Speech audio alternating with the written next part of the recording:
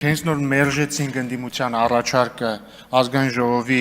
նիստերի օրակարգ ընդգրկել ազգային ճգնաժամի եւ կառավարման ձախողման մասին հայտարարության նախագիծը քննարկելու մասին,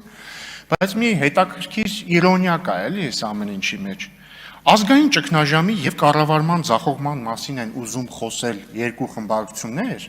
որոնք ընդամենը 6 ամիս եւ արդեն 2 օր առաջ քաղաքապետ ընտրեցին, այսինքն իրենց աջակցությամբ քաղաքապետ ընտրվեց Գյումրիում մի մարդ, որին պահանջվեց ընդամենը 6 ամիս 1 օր ըստ հակակոռուպցիոն կոմիտեի, որպեսզի ինքը կաշառք լափի եւ բռնվի։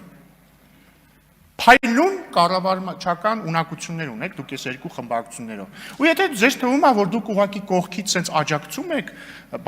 ըստ ձեր լեզվամտածողության քաղբանտարկյալ Վարդանիկին, դուք սխալվում եք, դուք ուղղակի չեք աջակցում, դուք ուղիղ քաղաքական պատասխանատվություն եք կրում ենթադրյալ կաշառլափության համար։ Դուք երկու խմբակցություններդ եւ ուժերը, որոնք ներկային ստեղ։ Ուրա Մարտուն Գրիգորյանը ուրա, ինքը ամենամեծ պատասխանատվությունն է կրում, որովհետև ինքը անձամբ էր մասնակցում Գյումրիի քաղաքապետի ընտրություններին, համայնքային ընտրություններին եւ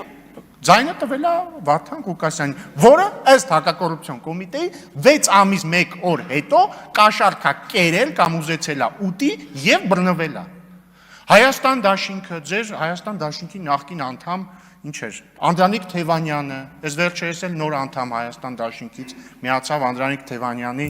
բանին, ինչ ասեմ, պրոքսի ուժին,